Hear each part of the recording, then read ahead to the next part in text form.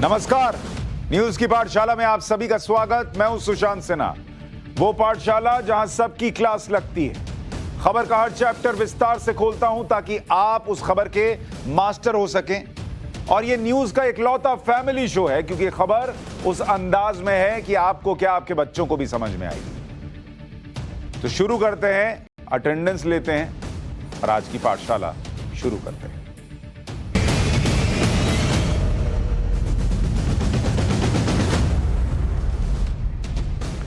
सबसे पहले आपको बता दूं आज पाठशाला में कौन कौन सा चैप्टर खुलेगा। उमर अब्दुल्ला की धमकी पर आज बुलडोजर चलेगा, और वो बुलडोजर कैसे चलेगा अब से थोड़ी देर में आपको पता चलेगा। उमर अब्दुल्ला की मेमोरी लॉस ठीक करने वाली क्लास। उमर अब्दुल्ला भी शायद थोड़ा गजनी वाली व्यवस्था से गुजर रहे हैं, तो उनकी मेमोरी लॉस को ठीक करेंगे। शाहीन बाग में बुलडोजर चलने से पहले ही क्या मिल गया वो भी आज आपको बताऊंगा। दुनिया में हिंदी की शान, भारत में ही अपमान क्यों, जरा ये चैप्टर खोलकर उनकी भी क्लास लगाऊंगा। और ताश की गड्डियों ने नेपाल को लंका बना दिया क्या, ये भी आज आपको बताऊंगा। तो शुरू करते हैं पाठशाला, और सबसे पहले उमर अब्दुल्ला का चैप्टर।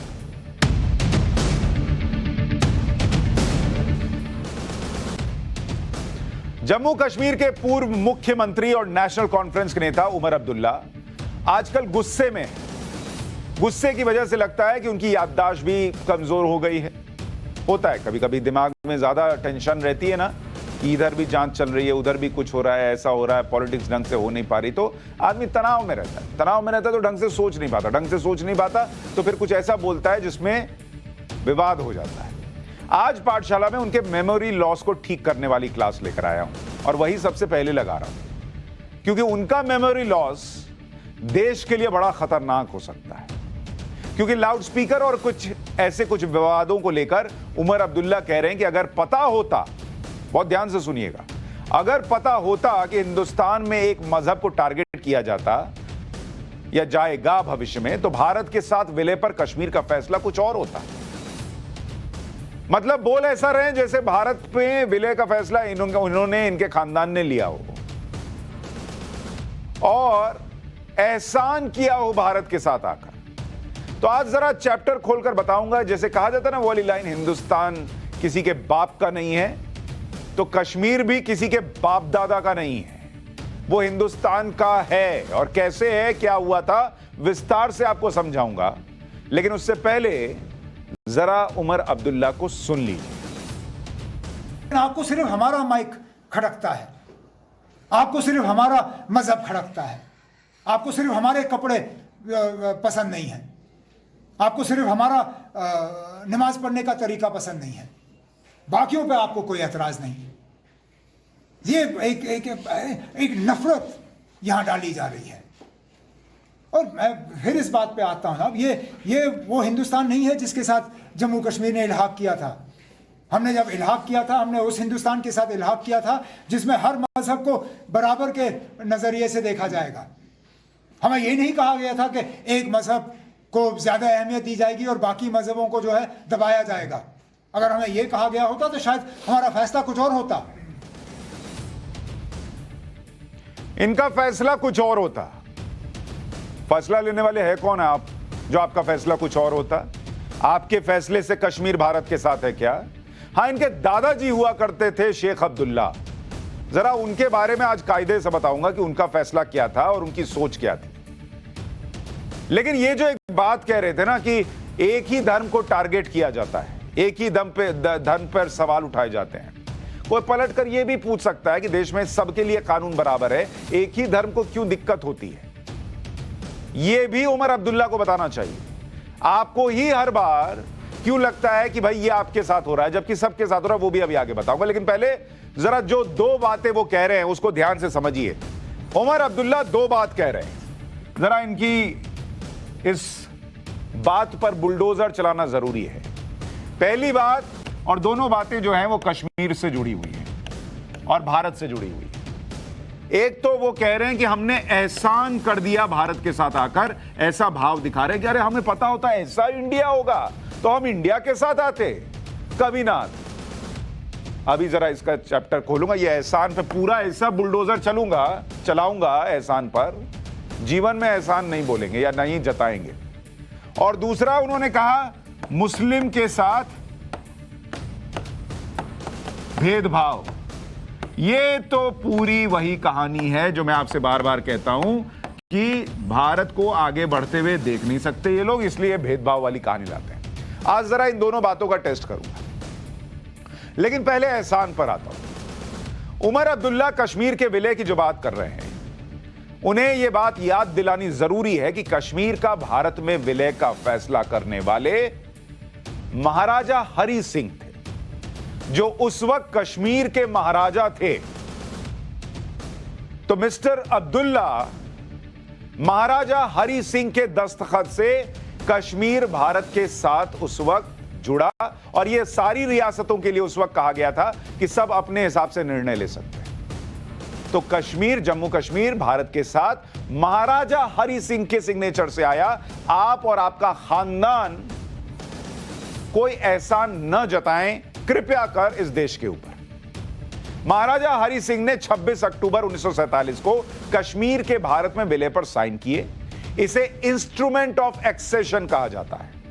आजादी के वक्त भारत में 565 रियासतें थीं, जिन्हें अपने अपने हिसाब से भारत या पाकिस्तान में जाने की आजादी थी। भारत में सिर्फ 3 रियासतों को छोड़कर सभी भारत में विलय के लिए तैयार हो गई। सिर्फ कश्मीर, जूनागढ़ और हैदराबाद की रियासतें बची थीं। इसमें सरदार पटेल ने जूनागढ़ और हैदराबाद को शामिल करवा लिया। कश्मीर में महाराजा हरि सिंह अनिर्णय की स्थिति में थे कि इधर जाऊं क्या करूं, क्योंकि वो स्वतंत्र रियासत बने या भारत में विलय करें, ये 2 ऑप्शन थे। वो पाकिस्तान के साथ नहीं जाना चाहते थे हरि सिंह, स्वतंत्र या भारत। लेकिन जब पाकिस्तान ने आजादी के तुरंत बाद कश्मीर पर हमला कर दिया, तो महाराजा हरि सिंह ने तुरंत यह फैसला किया कि वो भारत में कश्मीर का विलय कर देंगे। तो कोई यह ना समझाए कि भारत में लाउड स्पीकर को लेकर उस वक्त क्या स्थिति थी, मांस खाने को लेकर क्या स्थिति थी, कपड़े पहनने को क्या स्थिति थी, यह सब देखकर आप आ गए कि भारत के साथ चलते हैं। पाकिस्तान आप पर चढ़ाई कर रहा था, अकेले आप टिक नहीं सकते थे, और भारत के साथ आपको पता था कि रहना कहीं बेहतर है पाकिस्तान के साथ जाने के मुकाबले। जिन महाराजा हरि सिंह ने कश्मीर का भारत में विलय किया, उन महाराजा हरि सिंह को तो शेख अब्दुल्ला हटाना चाहते थे। शेख अब्दुल्ला कौन? शेख अब्दुल्ला उमर अब्दुल्ला के दादा जान। शेख अब्दुल्ला की तस्वीर आप देख रहे हैं। और कश्मीर ने अब्दुल्ला परिवार का इतना कुछ झेला है, ये लोग किस मुंह से कहते हैं कि एहसान कर दिया। शेख अब्दुल्ला क्या चाहते थे आपको पता है? शेख अब्दुल्ला 1946 में, 1946 का साल था, 1946, जब उमर अब्दुल्ला के दादाजी शेख अब्दुल्ला, इन्होंने क्या काम शुरू किया था? इन्होंने, शेख अब्दुल्ला ने एक मूवमेंट शुरू किया 1946 में। और वो मूवमेंट क्या था? वो मूवमेंट था क्विट कश्मीर, यानी कश्मीर को छोड़ दो। और ये मूवमेंट किसके खिलाफ चलाया जा रहा था? ये मूवमेंट चलाया जा रहा था राजा हरि सिंह के खिलाफ और वहां की सत्ता के खिलाफ। क्यों? क्योंकि शेख अब्दुल्ला को लगता था कि ये कश्मीर के अंदर जो एक मुस्लिम बहुल इलाका है, वहां एक हिंदू राजा क्यों है, यहां तो इनको राज करना चाहिए। और इन्हें भी फ्री कश्मीर चाहिए था। इन्हें चाहिए था एक ऐसा कश्मीर जहां इनका राज चल सके। तो इसलिए आजादी के पहले ये चाहते थे कि ये क्विट कश्मीर करके राजा हरि सिंह जाए और ये शेख अब्दुल्ला वहां पर मुस्लिम बहुल इलाके में अपना राज स्थापित कर सके। तो मिस्टर उमर अब्दुल्ला, इस देश को यह भ्रम न दीजिए कि आपने भारत के साथ आकर कोई एहसान किया, क्योंकि आपके दादा जान को सिर्फ सत्ता चाहिए थी। और इसीलिए जब उन्होंने क्विट कश्मीर मूवमेंट चलाया 1947 में, 46 में, तो उनको अरेस्ट किया गया। और जब शेख अब्दुल्ला को अरेस्ट किया गया तो उन्हें छुड़वाने के लिए खुद जवाहरलाल नेहरू कश्मीर पहुंच रहे थे, लेकिन महाराजा हरि सिंह ने नेहरू को रोक दिया। शेख अब्दुल्ला कश्मीर में अपना शासन चाहते थे और महाराजा हरि सिंह को हटाना चाहते थे। शेख अब्दुल्ला यह मानते थे कि मुस्लिम बहुल कश्मीर में कोई हिंदू कैसे राज कर सकता है। महाराजा हरि सिंह बार बार नेहरू और कांग्रेस को समझा रहे थे कि अब्दुल्ला भारत का दोस्त नहीं है और अगर ये रिहा होंगे तो स्थितियों को बदतर बना देंगे। लेकिन जवाहरलाल नेहरू के ऊपर उनके दोस्त शेख अब्दुल्ला ने जैसे सम्मोहन कर रखा था, हिप्नोटाइज।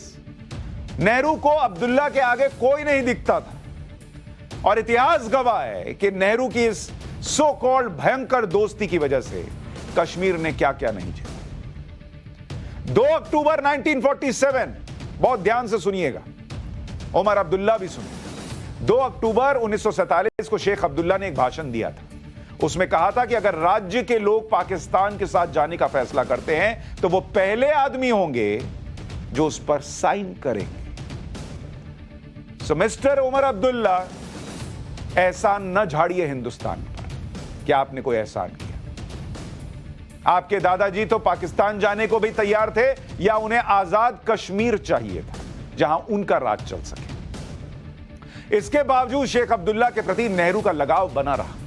इसी बीच पाकिस्तान ने आजादी के तुरंत बाद अक्टूबर में कश्मीर पर हमला कर दिया। तब तक कश्मीर का भारत में विलय नहीं हुआ था। 26 अक्टूबर 1947 को जम्मू कश्मीर के मामले पर प्रधानमंत्री जवाहरलाल नेहरू के आवास पर एक अहम बैठक हुई। किसके घर पर बैठक हुई? प्रधानमंत्री जवाहरलाल नेहरू के घर पर। इस बैठक में जम्मू कश्मीर के तत्कालीन प्रधानमंत्री मेहर चंद महाजन बहुत गुस्से में थे। महाजन ने नेहरू से कहा कि आप आर्मी दो, विलय करो या शेख अब्दुल्ला की नेशनल कॉन्फ्रेंस को जो भी शक्तियां देनी है वो दे दीजिए, लेकिन श्रीनगर में इसी शाम को सेना भेज दीजिए। मतलब कश्मीर भारत से जाता रहा या जाता चला जाता, श्रीनगर के पास तक पाकिस्तान के कबीलाई हमलावर पहुंच गए थे, लेकिन नेहरू आराम से थे। उन्होंने फौज नहीं भेजी थी और कश्मीर के प्रधानमंत्री जो उस वक्त थे, जिन्हें की भेजा था राजा हरि सिंह ने, उन्होंने कहा कि आपको देना है तो शेख अब्दुल्ला को जो पावर देनी है, उनकी पार्टी को जो पावर देनी है दे दो भाई, लेकिन आर्मी तो भेज दो। विलय कर लो लेकिन आर्मी भेज दो। उनको भी दिख रहा था कि यह आदमी अगर मदद करेगा तो तभी करेगा जब इसके दोस्त को कुछ देने को तैयार हो। ऐसी बातें हो रही थी, सोचिए। ये उन्होंने अपनी किताब में लिखी। उन्होंने कहा श्रीनगर को इसी शाम को सेना भेजिए, नहीं तो मैं चला जाऊंगा और जिन्ना से बातचीत करूंगा, क्योंकि श्रीनगर को बचाना जरूरी है। इस पर नेहरू ने महाजन से जाने के लिए कह दिया, जाओ। आप सोचिए, महाजन उस वक्त के वहां के प्राइम मिनिस्टर कह रहे हैं कश्मीर के कि मैं चला जाऊंगा जिन्ना के पास, और नेहरू ने कह दिया जाओ। ये वो अपनी किताब में लिख रहे हैं भाई। महाजन जैसे ही कमरे से निकलने के लिए उठे, सरदार पटेल ने उन्हें रोक लिया और कहा कि आप पाकिस्तान के पास नहीं जाओगे। उस दिन पटेल ने वो हाथ ना पकड़ा होता, सरदार पटेल ने, तो पाकिस्तान के पास तो नेहरू साहब ने भेज ही दिया था एक तरीके से। महाजन जब ये धमकी दे रहे थे, तभी नेहरू के पास एक कागज का टुकड़ा आया, और ये कागज का टुकड़ा किसने भेजा आपको पता है?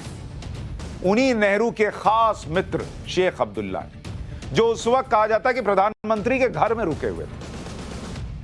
प्रधानमंत्री के घर में शेख अब्दुल्ला रह रहे थे और उन्होंने पर्ची भेजी। जब अंदर सब सुन रहे थे और उनको लगा ये तो बड़ा मामला गड़बड़, ये तो जा रहा है पाकिस्तान के पास, उन्होंने एक पर्ची भेजी।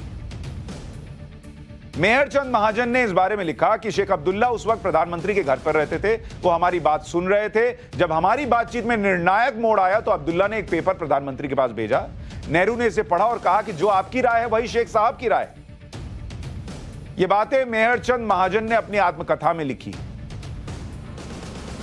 तो जब वो पर्ची आई तो नेहरू साहब के तेवर ही बदल गए। जो महाजन साहब को कह रहे थे कि जाओ जिन्ना के पास जाना है, तो वो बदल गए और उन्होंने कहा शेख अब्दुल्ला साहब की भी यही राय है।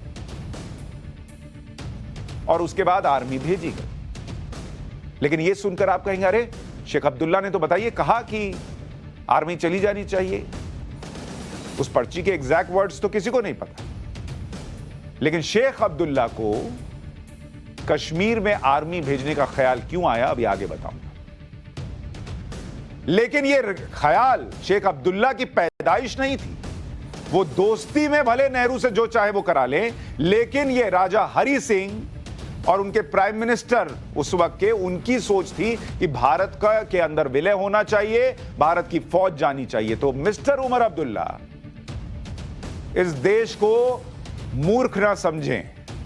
उमर अब्दुल्ला को अगर याद नहीं है तो उन्हें याद दिला देते हैं कि 1947 में आजादी मिलने के सिर्फ 9 हफ्ते के बाद पाकिस्तान ने कश्मीर पर कब्जा करने के इरादे से पश्तून कबायली भेजे थे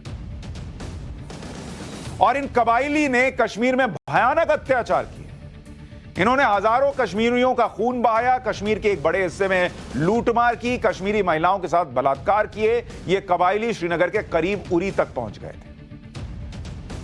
तो मिस्टर उमर अब्दुल्ला, जिनकी तरफ आज आप कह रहे हैं कि हमने देख लिया होता, अगर हमें पता चल गया होता कि हिंदुस्तान में लाउड स्पीकर उतारे जाएंगे, जो कि सुप्रीम कोर्ट के कहने पर उतारे जा रहे हैं, उसके फैसले के मुताबिक उतारे जा रहे हैं, तो जरा उस पाकिस्तान की भी सोच लीजिए जिसके कबीलाई वहां घुसकर कश्मीरी महिलाओं का रेप कर रहे थे, कत्लेआम कर रहे थे, और उसकी तरफ देखने की बात करते हैं। 25 से 27 अक्टूबर के बीच कबायलियों की फौज बारामूला पहुंच गई थी। बारामूला में कबायलियों ने जमकर लूटपाट की, कत्लेआम किया। और आपको यह जानकर हैरानी नहीं होनी चाहिए कि वहां कत्लेआम जब हो रहा था तो 11,000 लोगों का कत्ल हुआ। 11,000 पीपल वर किल्ड। यह सिर्फ बारामूला का बता रहा हूं, जिनमें महिलाएं थी, बच्चे थे, बुजुर्ग थे, सब थे। स्कूल, बाजार जला दिए। और ये कहते हैं लाउड स्पीकर उतारा जा रहा है, पता होता तो भारत के साथ ना आए होते। ये हो रहा था बॉस, इसलिए आए थे कि भारत हमें बचाएगा, क्योंकि उन्हें भी पता था कि भारत कत्ल करने वाला नहीं, बचाने वाला रहा है, हमेशा से रहा है। तब 14,000 की आबादी वाले बारामूला में केवल 3,000 लोग ही जिंदा बच पाए थे। पाकिस्तान के हमले तक कश्मीर के महाराजा हरि सिंह ने यह फैसला नहीं किया था कि उनको आजाद रहना है या फिर भारत या पाकिस्तान में से किसी का साथ चला जाना है, लेकिन वो इस हमले से बुरी तरह घबरा थे। कबायलियों की फौज श्रीनगर से 6 किलोमीटर दूर थी। इस बीच 26 अक्टूबर 1947 को महाराजा हरि सिंह ने बड़ा फैसला किया। हरि सिंह ने भारत के साथ विलय के दस्तावेज पर दस्तखत किए। अगले दिन यानी 27 अक्टूबर 1947 को भारतीय फौज श्रीनगर पहुंच गई। भारतीय सेना ने मोर्चा संभाला, कबायलियों को पीछे खदेड़ना शुरू किया। यहां पर यह जानना भी जरूरी है कि कश्मीर के मुद्दे का अंतर्राष्ट्रीयकरण कैसे हुआ। तत्कालीन प्रधानमंत्री जवाहरलाल नेहरू 1 जनवरी 1948 को इस पूरे विवाद को संयुक्त राष्ट्र ले गए। 5 जनवरी 1949 को सीजफायर का ऐलान कर दिया गया। तय हुआ कि सीजफायर के वक्त जो सेना जिस हिस्से में थी उसे ही युद्ध विराम की रेखा मान लिया जाएगा, जिसे LOC कहते हैं। इस तरह कश्मीर के एक हिस्से पर पाकिस्तान का अवैध कब्जा हो गया, जिसे POK, पाकिस्तान ऑक्यूपाइड कश्मीर कहते हैं। यानी अगर नेहरू ने यह न किया होता तो POK आज यहां हिंदुस्तान में होता। यह चलेगा UN। भारत के जम्मू कश्मीर और पाकिस्तान के कब्जे वाले कश्मीर का अंतर भी आपको बताना चाहता हूं, लेकिन उससे पहले आपको एक चीज और बताना चाहता हूं कि जिस धारा 370 के बारे में आप सुनते हैं, अनुच्छेद 370, वो अनुच्छेद 370 आर्टिकल 370, उसको भी किसने मोटे तौर पर और प्रमुखता से बनाया था? उस व्यक्ति का नाम था उमर अब्दुल्ला के दादाजी शेख अब्दुल्ला। शेख अब्दुल्ला को भारत में कश्मीर के आने से मतलब नहीं था। वो पहले तो कश्मीर में अपना राज चाहते थे क्विट कश्मीर के जरिए। जब वो नहीं मिल सका और उनको लगा पाकिस्तान जाऊंगा तो जिन्ना तो मुझे कुछ भी देने से रहा, और यहां तो मेरे सम्मोहन और मेरे जादू में फंसा हुआ मेरा दोस्त जवाहरलाल नेहरू है। तो अंदर से कमरे से सारी बातें सुनने के बाद उन्होंने नेहरू से कहा कि ठीक कह रहे हैं राजा साहब,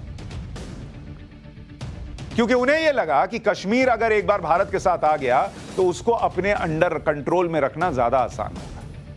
और उस कंट्रोल के लिए क्या किया, वही 370 को पूरी तरीके से गढ़ा कि भाई कश्मीर भारत में तो रहे, लेकिन चले किसकी? उमर अब्दुल्ला के दादा जान शेख अब्दुल्ला की। हमारा झंडा अलग कर दो, हमारा संविधान अलग कर दो, हमारा अपना प्राइम मिनिस्टर होगा। एक व्यक्ति के पावर के लिए, उस व्यक्ति का नाम था शेख अब्दुल्ला, 370 लाया गया, जिसको हटाने के लिए 70 साल से ज्यादा इंतजार करना पड़ गया। सो मिस्टर उमर अब्दुल्ला, देश को इधर उधर मत भटकाइए। आपके दादाजी को भारत नहीं, सत्ता से मोहब्बत थी। ये फैक्ट्स कहते हैं, ये हिस्ट्री कहती है। और भारत के साथ राजा हरि सिंह आए थे, उनका कश्मीर आया था। तो कम से कम भारत पर एहसान तो मत लादिएगा। और जब आप ये एहसान लादने के बारे में सपने में भी सोचें, तो ये जरूर याद रखिएगा कि भारत के जम्मू कश्मीर और पाकिस्तान के कब्जे वाले कश्मीर का अंतर क्या है। आपको पता है, पीओके वर्सेस कश्मीर अगर आप देखेंगे, एक तरफ जम्मू कश्मीर है और दूसरी तरफ पीओके है, पाकिस्तान ऑक्यूपाइड कश्मीर। जरा दोनों का फर्क देखिए। ये पीओके भी हमारा ही होता, नेहरू साहब चले गए थे यूएन। पीओके का बजट कितना आपको पता है? अगर दोनों का बजट आप देखिए, पीओके का बजट है 5,000 करोड़ रुपया मात्र, जबकि जम्मू कश्मीर का बजट है 89,000 करोड़ रुपए। तो कोई तुलना नजर आती है उमर अब्दुल्ला साहब? तो इसलिए अपना एहसान अपनी जेब में रखिए। पीओके में पाकिस्तान जितनी रकम खर्च करता है, भारत उससे 16 गुना ज्यादा रकम खर्च करता है। 16 गुना ज्यादा जम्मू कश्मीर में। पीओके में 6 यूनिवर्सिटी हैं, 60% साक्षरता है। जम्मू कश्मीर में 12 यूनिवर्सिटी है और 67% साक्षरता है। पीओके में 73 अस्पताल हैं, गिलगित बाल्टिस्तान में 33 हैं। जम्मू कश्मीर में अस्पताल देखिए कितने हैं,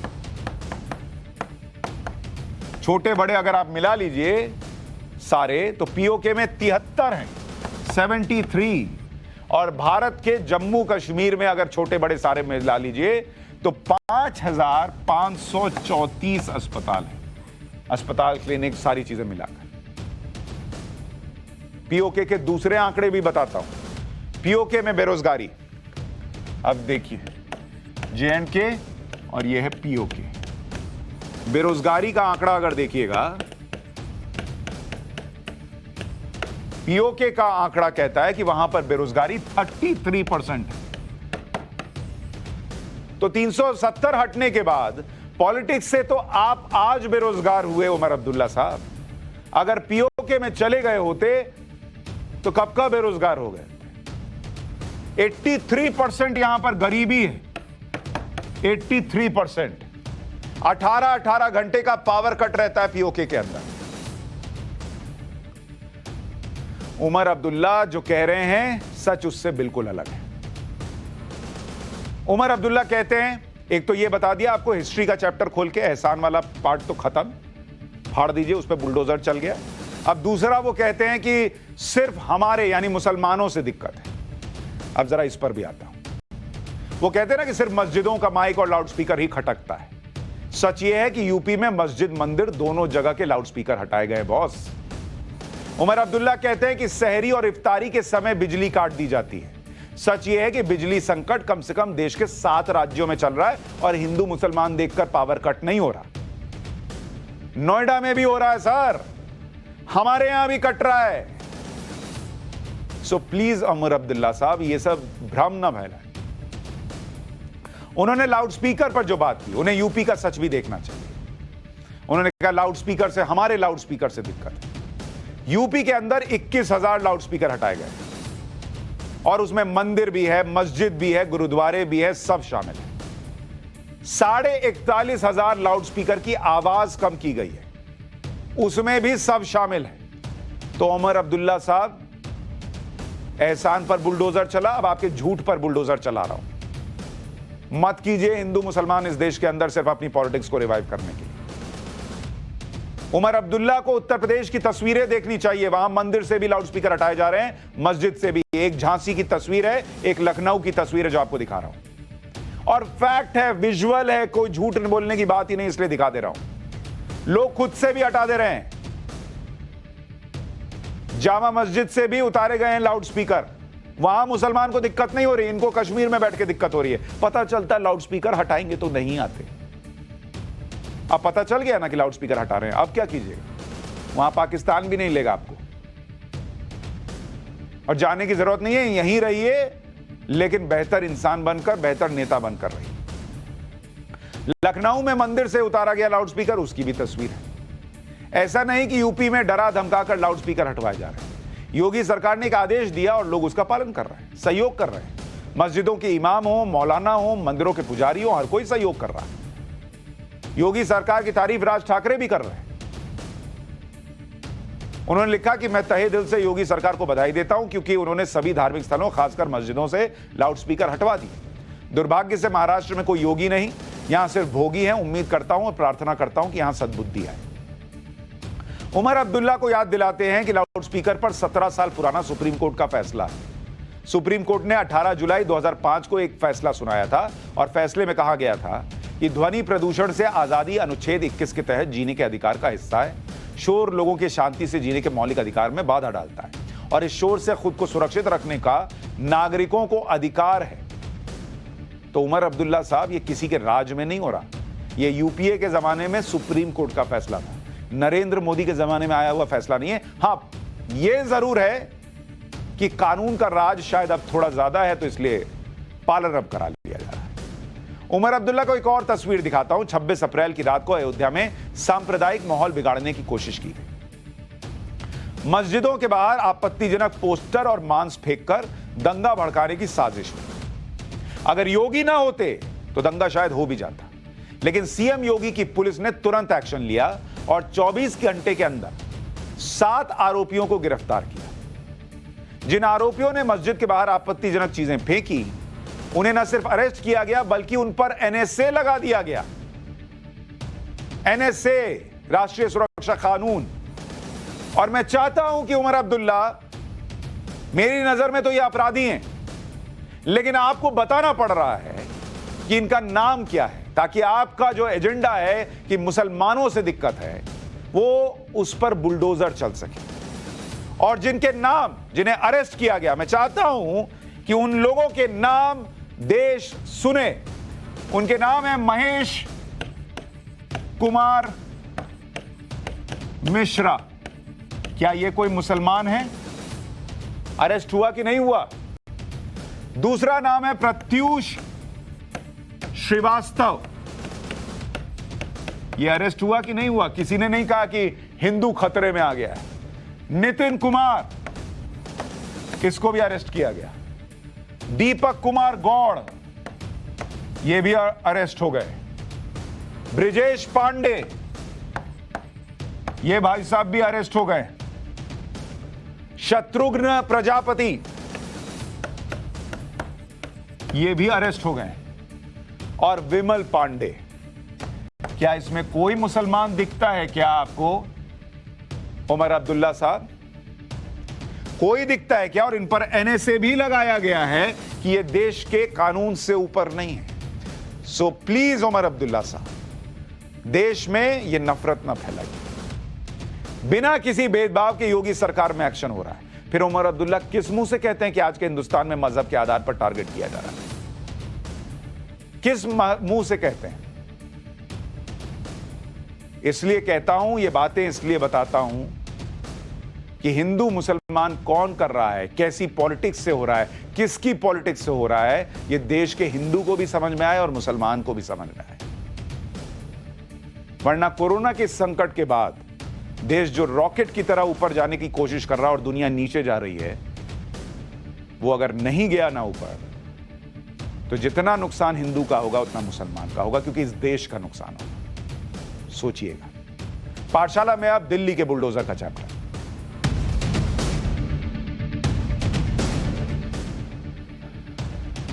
दिल्ली के जहांगीरपुरी में अवैध अतिक्रमण पर बुलडोजर चला तो बहुत हंगामा हुआ, लेकिन शाहीन बाग बुलडोजर चलने से पहले ही सुर्खियों में आ गया है। वही शाहीन बाग जहां पर वो टेंट लगा था और लोग बैठे थे और बड़ी चर्चाएं हुई थी बिरयानी से लेकर हर चीज की। उसी शाहीन बाग में एनसीबी उसने रेड की और इलाके से 400 करोड़ की कीमत का हेरोइन और ड्रग्स बरामद किया है शाहीन बाग से। शाहीन बाग की एक रेसिडेंशियल सोसाइटी में यह बरामदगी हुई है। इस घर से 50 किलो हेरोइन और 47 किलो संदिग्ध नारकोटिक्स बरामद किया गया। 30 लाख रुपए कैश और नोट गिनने की मशीन अलग मिली। जांच में पता चला कि हेरोइन पाकिस्तान बॉर्डर से देश में लाई गई। जो कैश मिला वो हवाला का हो सकता है। एनसीबी ने एक शख्स को भी गिरफ्तार किया है। शाहीन बाग से एक और खबर भी सुर्खियों में। शाहीन बाग में अतिक्रमण करने वालों को बुलडोजर चलने का डर सता रहा है। वहां कई दुकान खुद ही अतिक्रमण हटाने लग गई हैं। यह कितना बदलाव है आप सोचिए। जिस शाहीन बाग में टेंट नहीं हटा बोलने के बाद, जिस शाहीन बाग में टेंट नहीं हटा सुप्रीम कोर्ट के बोलने के तमाम टिप्पणियों के बाद भी आखिरकार जाकर हटा, वहां अवैध अतिक्रमण हटने लगा है। अब साउथ एमसीडी भी एक्शन में आ गई है। खुद साउथ एमसीडी के मेयर ने कई इलाकों में जाकर सर्वे किया है। जैतपुर, नजफगढ़, ओखला, शाहीन बाग समेत 12 जगहों को चिन्हित किया गया और बुलडोजर चलना है। यह होता है कानून का राज। जहांगीरपुरी में चला बुलडोजर, शाहीन बाग में मैसेज खुद चला गया कि उतार लो, हटा लो, नहीं तो चलेगा। एमसीडी के एक्शन का असर यह हुआ है कि शाहीन बाग में लोग खुद ही अतिक्रमण हटा रहे। जरा एक रिपोर्ट देखिए वहां से।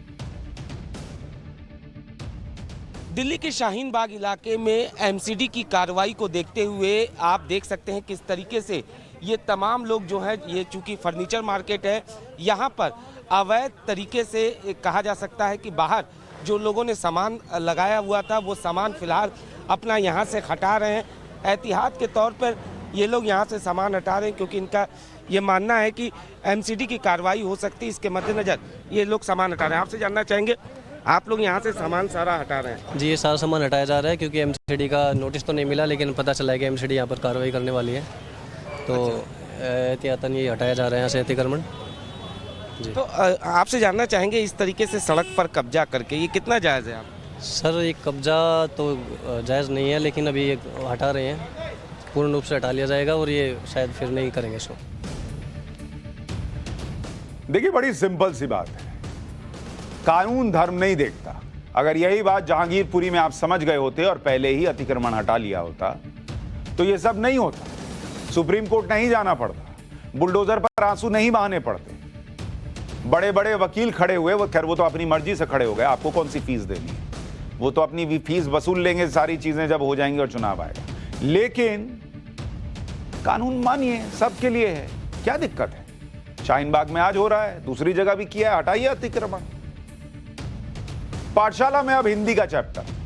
कुछ लोगों को बुलडोजर की भाषा समझ में आती है, लेकिन कुछ लोगों को हिंदी का चैप्टर लगाकर यह भी समझाना जरूरी है कि यह भाषा समझनी कितनी जरूरी है। क्योंकि कुछ लोग फिल्म एक्टर अजय देवगन के पीछे पड़ गए क्योंकि उन्होंने हिंदी की शान में एक ट्वीट कर दिया। तो जरा एक हिंदी का चैप्टर भी खोल रहे हैं।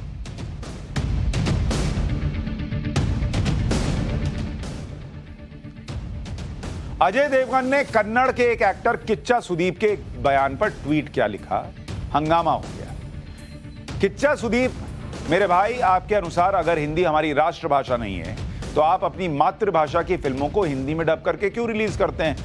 हिंदी हमारी मातृभाषा और राष्ट्रभाषा थी, है और हमेशा रहेगी, जनगण मन। यह अजय देवगन ने ट्वीट किया। अब इस ट्वीट के बाद सब अजय देवगन के पीछे पड़ गए। एक इंटरव्यू में कन्नड़ फिल्मों के स्टार किच्चा सुदीप ने हिंदी पर जो कहा, उसके बाद पूरा विवाद शुरू हुआ। उन्होंने कहा था कि पैन इंडिया फिल्में कन्नड़ में बन रही हैं। मैं इस पर एक छोटा सा करेक्शन करना चाहूंगा। हिंदी अब राष्ट्रीय भाषा नहीं है। बॉलीवुड भी आज पैन इंडिया फिल्म बना रहा है, लेकिन वे तमिल और तेलुगु में स्ट्रगल कर रहे हैं और फिल्में नहीं चल रही हैं। आज हम कन्नड़ फिल्म उद्योग जो फिल्म बना रहे हैं वो हर जगह पसंद की जा रही है। इस पर जब अजय देवगन ने जवाब दिया तो दक्षिण के नेता और अभिनेता अजय देवगन के पीछे पड़ गए। हिंदी और दक्षिण राज्यों की भाषा पर होने वाली राजनीति का नया चैप्टर ही खुल गया। कर्नाटक के पूर्व मुख्यमंत्री एचडी कुमारस्वामी इस विवाद में कूद पड़े, किच्चा सुदीप का समर्थन किया, ट्वीट किया कि अभिनेता किच्चा सुदीप का बयान सही है, हिंदी राष्ट्रभाषा नहीं है, उनके बयान में कुछ भी गलत नहीं। अभिनेता अजय देवगन ने न केवल उग्र है बल्कि उनका यह व्यवहार हास्यास्पद है। कर्नाटक के एक और पूर्व मुख्यमंत्री सिद्धारमैया जो कांग्रेस के नेता हैं, उन्होंने भी लिखा ट्वीट करके कि हिंदी न तो कभी हमारी राष्ट्रभाषा थी और न कभी होगी। प्रत्येक भारतीय का यह कर्तव्य है कि वो देश की भाषाई विविधता का सम्मान करे। हर भाषा का अपना एक समृद्ध इतिहास होता है जिस पर लोगों को गर्व होता है। मुझे कर्नाटक का होने पर गर्व है। यह बात सही है कि आधिकारिक तौर पर हिंदी राष्ट्रभाषा नहीं है, यह तो क्लियरली आपको पता होना चाहिए। देश की कोई एक राष्ट्रभाषा नहीं है, यह भी आपको पता होना चाहिए। बल्कि संविधान की 8वीं अनुसूची में शामिल सभी 22 भाषाएं राजभाषाएं, जिसमें हिंदी भी एक है। लेकिन आम लोगों के बीच यह धारणा जरूर है कि हिंदी एक ऐसी भाषा है जो भारत में सबसे ज्यादा प्रचलित है और मान्य है। जैसे आप महात्मा गांधी को राष्ट्रपिता के तौर पर जानते हैं, फादर ऑफ द नेशन कहते हैं, गांधी जी को भी आधिकारिक तौर पर राष्ट्रपिता का दर्जा नहीं मिला है। मतलब ऐसा कोई पद या सम्मान किसी सरकारी दस्तावेज में अंकित नहीं है कि वो राष्ट्रपिता हैं, फिर भी लोग उन्हें राष्ट्रपिता मानते हैं। हिंदी के साथ भी ऐसा ही है कि वो राष्ट्रीय भाषा नहीं है, राजभाषा है। लेकिन चूंकि हिंदी इतनी जगह बोली जाती है और इतना प्रभाव छोड़ती है कि लोग उसे राष्ट्रीय भाषा मानने लगते हैं। दक्षिण की क्षेत्रीय राजनीति की वजह से हिंदी का कई बार विरोध होता है। इसके पीछे यह तर्क दिया जाता है कि भारत विविधता का देश है, यहां कई धर्म भाषाएं हैं, इसलिए किसी एक भाषा को राष्ट्रभाषा का दर्जा नहीं दिया जाना चाहिए। लेकिन यह तर्क बहुत मजबूत नहीं दिखता, क्योंकि देश में कई राष्ट्रीय प्रतीक है, जैसे राष्ट्रीय ध्वज तिरंगा है, राष्ट्रगान जनगण मन, राष्ट्रीय पक्षी मोर, राष्ट्रीय पशु बाघ है, राष्ट्रीय पुष्प कमल है, राष्ट्रीय करेंसी है। अब कल तो यह भी कहा जाने लगेगा कि एक ध्वज क्यों है, एक राष्ट्रगान क्यों है, भारत तो विविधताओं का देश है। कोई कहेगा हमारे यहां मोर नहीं दिख रहा है तो हम मोर को मत रखिए राष्ट्रीय पक्षी। कोई कहेगा हमारे यहां कमल नहीं खुलता तो राष्ट्रीय पुष्प नहीं हो सकता। महात्मा गांधी ने हिंदी के बारे में क्या कहा था यह भी आपको बताना चाहता हूं। भाई गांधी जी को तो सब मानते हैं ना। गांधी जी ने कहा था कि हिंदी भाषा के लिए मेरा प्रेम सब हिंदी प्रेमी जानते हैं। हिंदी भाषा का प्रश्न स्वराज्य का प्रश्न है। राष्ट्रभाषा के बिना राष्ट्र गूंगा है। साल 1918 में इंदौर में अपने भाषण के दौरान उन्होंने कहा था कि जो भाषा आम जन को आसानी से समझ आए वही उत्तम है। हर कोई ग्रामीण हिंदी को आसानी से समझ सकता है। गांधी जी गुजरात से ये थे, ये याद रखिएगा, फिर भी वो कह रहे हैं कि हिंदी हर गांव वाले को भी समझ में आएगी। 10 नवंबर 1921 को यंग इंडिया में उन्होंने लेख लिखा और कहा कि हिंदी के भावनात्मक अथवा राष्ट्रीय महत्व की बात छोड़ दें तो भी यह दिन प्रतिदिन अधिकाधिक आवश्यक मालूम होता जा रहा है कि तमाम राष्ट्रीय कार्यकर्ताओं को हिंदी सीख लेनी चाहिए और राष्ट्र की तमाम कार्यवाही हिंदी में ही की जानी चाहिए। हिंदी से महात्मा गांधी के प्रेम का एक किस्सा आपको सुनाना चाहता हूं, सुनिएगा। भारत को आजादी मिली तो कई विदेशी पत्रकार महात्मा गांधी से मिलने आए। तो एक विदेशी पत्रकार महात्मा गांधी से मिला, उसने महात्मा गांधी को अपना बयान अंग्रेजी में देने के लिए कहा और इस बात पर अड़ गया। गांधी जी इसके लिए सहमत नहीं हो रहे थे। अच्छा, ये नहीं था कि गांधी जी को अंग्रेजी नहीं आती थी, भाई वो तो साउथ अफ्रीका में काम करके आए हुए थे, विदेश में पढ़े हुए थे, तो अंग्रेजी जानते थे, लेकिन इंटरव्यू अंग्रेजी में देने के लिए सहमत नहीं हो रहे थे उस दिन। पत्रकार का तर्क था कि वो अंग्रेजी में ही बात कहें क्योंकि यह संदेश दुनिया को जाना है। उन दिनों बापू हिंदी का राष्ट्रभाषा के रूप में प्रचार भी कर रहे थे। थोड़ी देर तक वो शांत रहे, फिर उन्होंने पत्रकार को 2 टूक कहा कि दुनिया से कह दो कि गांधी अंग्रेजी नहीं जानता। यह था हिंदी के लिए महात्मा गांधी का प्रेम। अब आप सोचिए, जो लोग बॉलीवुड में हिंदी में डबिंग करके फिल्में चला रहे हैं, कमा रहे हैं, उन्हें करेंसी पर तो गांधी चाहिए, लेकिन हिंदी पर गांधी जी की सोच नहीं चाहिए। हिंदी पर विवाद के बीच में आपको चक्रवर्ती राजगोपालाचारी के बारे में जानना जरूरी है। वो आजाद भारत के दूसरे गवर्नर जनरल रहे। वो लेखक, स्वतंत्रता सेनानी भी थे। वो तमिलनाडु के नेता थे।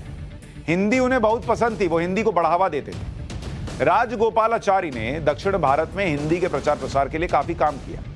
सबसे पहले गैर हिंदी भाषी राज्यों में से एक तत्कालीन मद्रास प्रांत में हिंदी की शिक्षा अनिवार्य करने का श्रेय उनको ही जाता है। वो ये मानते थे कि हिंदी ही पूरे देश को एक सूत्र में बांध सकती है। वो खुद दक्षिण से थे और खुद ये मानते थे कि हिंदी देश को एक सूत्र में जोड़ सकती है। लेकिन आज की तारीख में सबका अपना हिसाब है। किसी की पॉलिटिक्स है, किसी को अपना क्षेत्रवाद दिखता है, और में डाइवर्सिटी की बातें हो। डाइवर्सिटी रखिए ना भाई, लेकिन हिंदी से आपकी भाषा कमजोर हो जाएगी ये थोड़ी है। हाँ, हिंदी सबको जोड़ सकती है, जरूर है। अब आप कहें कन्नड़ पूरे देश में जोड़ देगी, ये आप खुद सोचिए, सुनकर भी आपको लगेगा कितने लोग कन्नड़ बोल रहे हैं, लेकिन वहां कन्नड़ बोलने वाला भी टूटी फूटी हिंदी बोलता हुआ मिल जाएगा। आप सोचिए, मैं आपको पॉलिटिक्स का एक एग्जांपल देता हूं। सोनिया गांधी जी जब पॉलिटिक्स में आई तो बहुत, भाई वो बाहर से आई तो हिंदी नहीं बोलती थी। आपको ये देखना होगा कि कैसे उन्होंने ये समझा कि मेरी पार्टी को अगर आगे ले जाना है, जिम्मेदारी निभानी है, तो हिंदी सीखनी होगी। और सोनिया गांधी आज की तारीख में हिंदी बोलती हैं। उनको भी समझ में आया होगा ना भाई कि हिंदी के बिना काम नहीं चलेगा। हिंदी कैसे गरीब गुरबे से भी कनेक्ट करती है। 1952 से 1954 तक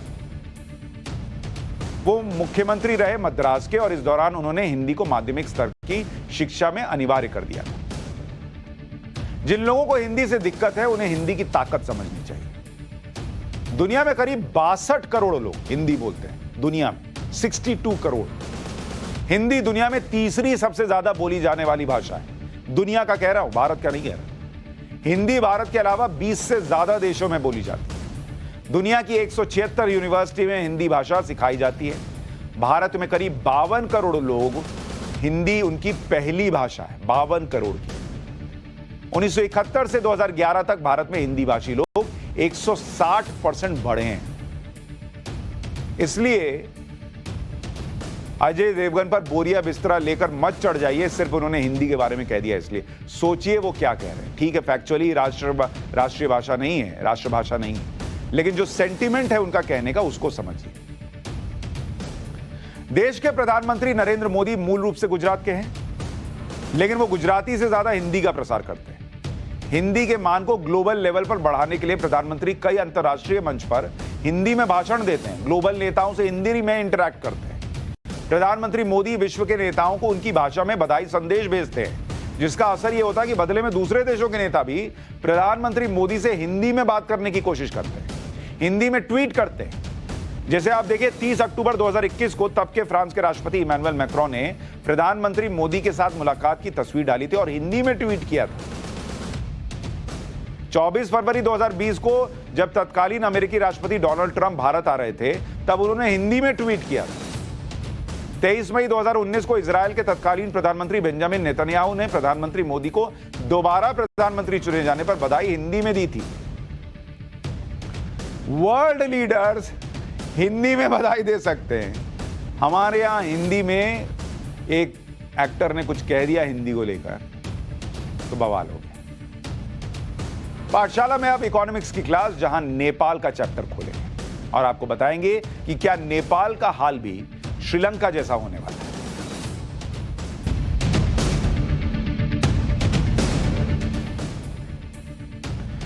नेपाल बड़े आर्थिक संकट में फंस गया है। यह आर्थिक संकट ऐसा है कि नेपाल को कई सामानों के इंपोर्ट पर बैन लगाना पड़ा है। मैंने आपसे पहले भी कहा था कि भारत कितनी बेहतर स्थिति में समझना है तो भारत के पड़ोस में क्या चल रहा है देखिए। पाकिस्तान पॉलिटिकली वहां क्या चल रहा है आपको दिख रहा है। अफगानिस्तान तालिबान का राज है। श्रीलंका बर्बाद हो रखा है। और आज आपको नेपाल के बारे में बता रहा हूं। और चीन में कैसे लोगों को कोरोना से बचाने के लिए पकड़ पकड़ कर मार मार कर अंदर डाल रहे हैं, वो भी आपको पता है। नेपाल में काम के घंटे भी कम कर दिए गए। पहले 1 दिन की छुट्टी होती थी, अब हफ्ते में 2 दिन की छुट्टी कर दी गई। नेपाल ने करीब 10 सामानों के इंपोर्ट को बैन किया है। इनमें ताश की गड्डी, कुरकुरे और लेज, खिलौने, सिगरेट, तंबाकू, गुटखा, पान मसाला, शराब, 32 इंच से बड़े टेलीविजन सेट, जीप, कार और वैन, 250 सीसी से ज्यादा की बाइक, 46,000 रुपए से ज्यादा के मोबाइल फोन, डायमंड, इन सब के आयात पर रोक है। मतलब विदेश से आप नहीं मंगाएंगे, आपको यहीं लेना पड़ेगा अपने देश में, अर्थव्यवस्था को बूस्ट करने के लिए। अब आप कहेंगे ताश की गड्डी का क्या है? भाई नेपाल में कई कसिनोज हैं, तो वो भी अभी आपको आगे बताऊंगा। इन सामानों के आयात को नेपाल ने इसलिए रोक दिया क्योंकि उसे अपना विदेशी मुद्रा भंडार बचाना है, जो लगातार कम होता जा रहा है। नेपाल में 1 साल में विदेशी मुद्रा भंडार 18% घट गया है। अब उसके पास सिर्फ 68,900 करोड़ रुपए का विदेशी मुद्रा भंडार बचा है। इससे सिर्फ 6 महीने ही नेपाल का इंपोर्ट बिल चल सकता है। मतलब 6 महीने ही वो बाहर से सामान मंगा सकता है। इसलिए वो कह रहा है कि भैया सोच समझ के खर्च करो, बाहर से हर चीज मत मंगाओ, पैसा नहीं है देश के पास, घर में पैसा नहीं है, बाहर से ऑर्डर मत करो खाना, घर में बना हुआ खाओ।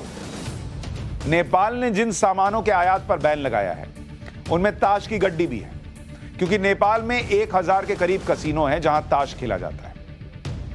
वहां 5 साल में 6 करोड़ 62 लाख ताश की गड्डियां आयात हुई हैं। 5 साल में 6 करोड़ से ज्यादा ताश की गड्डियों के आयात पर 100 करोड़ रुपए खर्च किए गए।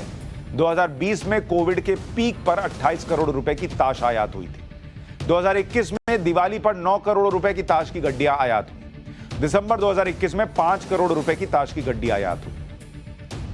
तो इसलिए जब बताया था कि ताश की गड्डी के आयात पर रोक लगी, आपको लगा रहे ये क्या है ताश की गड्डी, उनके लिए है भाई, और 100 करोड़ भी उनके लिए बड़ा है। छोटा देश है, उनकी हालत खराब है, उनके लिए बड़ी रकम है। नेपाल की जनसंख्या करीब 2 करोड़ 87 लाख है। पिछले 21 महीनों में 2 करोड़ 26 लाख से ज्यादा ताश की गड्डियां आयात की गई, यानी करीब करीब हर नागरिक के लिए ताश की एक गड्डी का आयात है। अब ताश का आयात इसलिए रोका गया कि इसमें खर्च होने वाले डॉलर को बचाया जा सकेगा। नेपाल में विदेशी मुद्रा के 3 प्रमुख सोर्स हैं। एक तो टूरिज्म हो गया, दूसरा विदेशों में बसे नेपाली नागरिक जो पैसा भेजते हैं वो, और तीसरा सोर्स है विदेशी मदद। अगर टूरिज्म की बात करें तो कोविड की वजह से टूरिज्म सेक्टर पर असर पड़ा, ये तो किसी से छुपा नहीं है। नेपाल की जीडीपी में टूरिज्म का हिस्सा पर्यटन का 8% है। 2019 में 10 लाख से ज्यादा टूरिस्ट नेपाल आए थे। 2020 में मात्र 2,30,000 आए। 2021 में सिर्फ 1,50,000 आए, 1.5 लाख लोग। तो आपका देख रहे कहां 10 लाख आ रहा है, कहां 1.5 लाख आ रहा है। और यही हाल श्रीलंका का हुआ था, वो भी जो है हाय तौबा कर रहा है, ये भी हाय तौबा कर रहा है। इसके अलावा विदेश में बसे नेपालियों ने पैसा भेजना कम कर दिया। लगभग 30 लाख नेपाली नागरिक विदेश में काम करते हैं। ये लोग सालाना 800 करोड़ रुपए नेपाल भेजते थे, जो अब घटकर 450 करोड़ रुपए रह गया। इसके अलावा महंगे कच्चे तेल ने भी नेपाल की कमर तोड़ दी। नेपाल की सबसे ज्यादा विदेशी मुद्रा पेट्रोलियम प्रोडक्ट्स खरीदने में जाती है। पिछले 8 महीने में नेपाल का पेट्रोलियम इंपोर्ट बिल 2 गुना हो गया है, और 8 महीने में नेपाल का टोटल इंपोर्ट बिल 38% बढ़ गया है। और यह हो रहा है रूस और यूक्रेन के युद्ध की वजह से। ऐसे ही हालात श्रीलंका में भी सामने आए थे, और आज श्रीलंका क्या हाल आप देख रहे हैं। तो जो लोग भारत में सस्ता पेट्रोल चिल्ला रहे हैं, वो कल आपको बताया था कि राज्य वैट क्यों नहीं घटा रहे। दूसरा, इस महंगाई के दौर में सस्ता पेट्रोल पूरे देश को ले डूब सकता है। नेपाल ने अपने खर्चे घटाने के लिए सरकारी दफ्तरों में 5 डेज वर्किंग कर दिया है। पहले सरकारी दफ्तरों में शनिवार को छुट्टी होती थी, अब सरकारी दफ्तरों में शनिवार रविवार दोनों दिन छुट्टी कर दी। पिछले 1 महीने में नेपाल में भयंकर महंगाई है। नेपाल में महंगाई दर 7.14% है, जो 5 साल में सबसे ज्यादा है। 1 महीने में पेट्रोल 41 रुपए और डीजल 20 रुपए महंगा हो गया है 1 महीने के अंदर। 50 किलो आटे की बोरी 2200 रुपए में बिक रही है। 15 लीटर सरसों का तेल का डिब्बा 3500 रुपए का बिक रहा है। चीनी 80 रुपए किलो हो गई है। इसके अलावा सब्जियों और फलों के दाम भी तेजी से बढ़े। बढ़ती महंगाई के कारण नेपाल के लोग बिहार से सामान खरीद रहे हैं। बॉर्डर है, लगा हुआ है। पश्चिमी चंपारण, पूर्वी चंपारण, मोतिहारी, सीतामढ़ी, मधुबनी, किशनगंज और सुपौल जिलों की सीमा नेपाल से लगती है। नेपाल से कंपैरिजन कीजिएगा तो यहां महंगाई कम है बिहार में। इसी कारण बिहार से खरीदारी के साथ साथ तस्करी भी बढ़ रही है।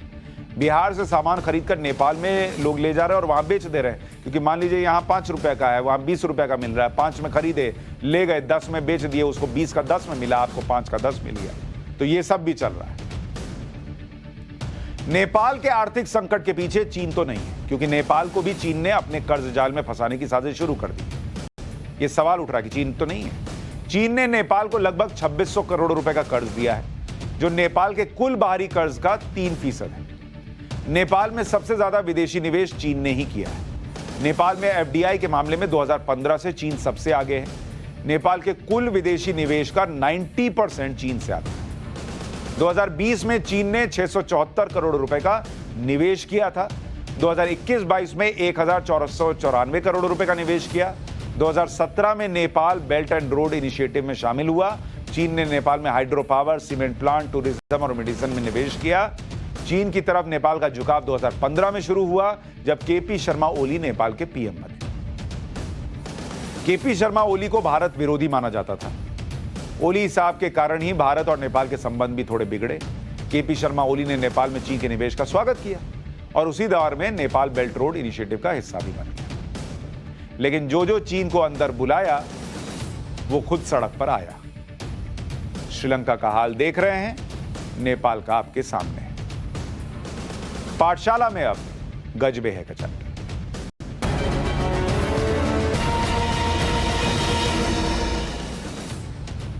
दुनिया भर में ट्रैफिक की समस्या लगातार बढ़ रही है। सड़कों पर गाड़ियां बढ़ रही हैं, घंटों लोग जाम में फंसे हुए हैं। ट्रैफिक की इसी समस्या से निजात पाने के लिए इंग्लैंड में पहला वर्टीपोर्ट बनाया गया। वर्टीपोर्ट यानी एक तरह का छोटा सा एयरपोर्ट कह लीजिए, जहां एयर टैक्सी फ्लाइंग कार की सुविधा मिलेगी। इंग्लैंड के कोवेंट्री शहर में यह वर्टीपोर्ट बनाया गया है और इसे अर्बन एयर 1 वर्टीपोर्ट नाम दिया गया है। वर्टीपोर्ट पर फ्लाइंग कार मिल जाएगी, आपको फ्लाइंग टैक्सी मिल जाएगी, कार्गो ड्रोन्स मिल जाएंगे। लॉजिस्टिक ड्रोन्स का टेस्ट किया जा रहा है। एयर 1 वर्टीपोर्ट अगले 4 से 6 हफ्ते में पूरी तरह से ऑपरेशनल भी हो जाएगा। टैक्सी मिलेगी, उड़ने वाली। वर्टीपोर्ट की सबसे खास चीज है फ्लाइंग टैक्सी। फ्लाइंग टैक्सी का डिजाइन किसी छोटे प्लेन की तरह है। इसमें एक बार में 4 से 6 लोग बैठ सकते हैं। फ्लाइंग टैक्सी 60 से 180 मील प्रति घंटे की रफ्तार से हवा में उड़ेगी और फ्लाइंग टैक्सी हवा में 2000 फीट की ऊंचाई पर उड़ान भरेगी। फिलहाल इसकी टेस्टिंग की जा रही है और यह देखा जा रहा है कि फ्लाइंग टैक्सी के कारण एयर ट्रैफिक पर कोई नेगेटिव इंपैक्ट तो नहीं पड़ेगा। जिस वर्टीपोर्ट की बात हम कर रहे हैं वो बेहद शानदार बना है। इंग्लैंड में बना वर्टीपोर्ट 17,000 स्क्वायर फुट इलाके का है। इसकी डिजाइन किसी टेंट की तरह दिखाई देती है। जो आप देख रहे हैं ये उसका डिजाइन आपको बता रहा हूं। वर्टीपोर्ट के अंदर लाउंज है, वेटिंग एरिया भी है, क्योंकि सब लोग अगर उड़ के उड़ने वाली टैक्सी लेना चाहेंगे तो एक बार में तो मिलेगी नहीं, तो कुछ लोगों को वेट भी करना है। किसी को बाद में जाना है तो पहले पहुंच गया तो वो भी वेट करेगा, तो वेटिंग एरिया भी है। अलग अलग टर्मिनल भी बने हुए। मतलब जो मैं आपको कह रहा था ना कि छोटा सा एयरपोर्ट आपको लगेगा कि छोटा एयरपोर्ट बना दिया, मिनी एयरपोर्ट।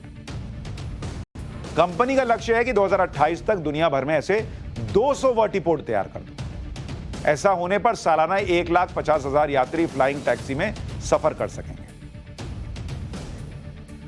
तो ये दुनिया में हो रहा है। उड़ने वाली टैक्सी, छोटा एयरपोर्ट, सब चल रहा है। अब आप सोचिए कि अगली बार आप कहां उड़कर जाना पसंद करेंगे। उड़कर कहीं भी जाइए, रात 8:55 में यहीं आइएगा पाठशाला। नमस्कार।